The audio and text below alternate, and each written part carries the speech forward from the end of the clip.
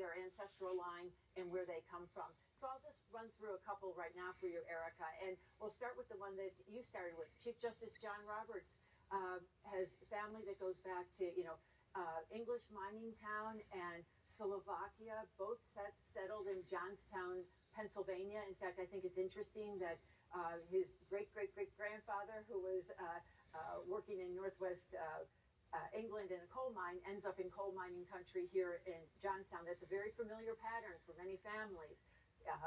Their ancestors coming over to this country doing the same kind of work.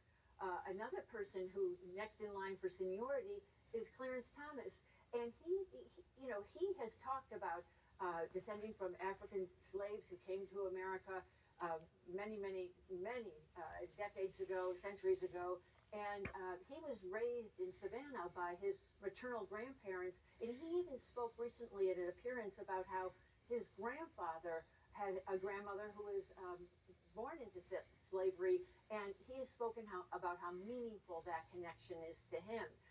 It really shapes some of these justices in different ways.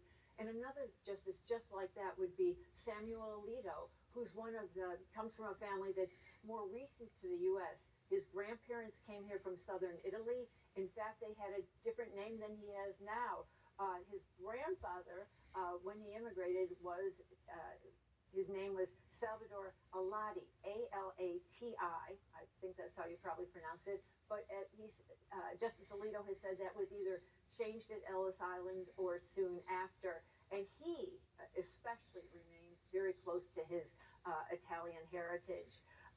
Two other justices who I will quickly name for you, Justice Sonia Sotomayor, she talks all the time about her Puerto Rican roots. And Puerto Rico, of course, has been part of the U.S. since the early 1900s. But her parents themselves, her grandparents, and before that, went back to Puerto Rico when it was still Spanish territory.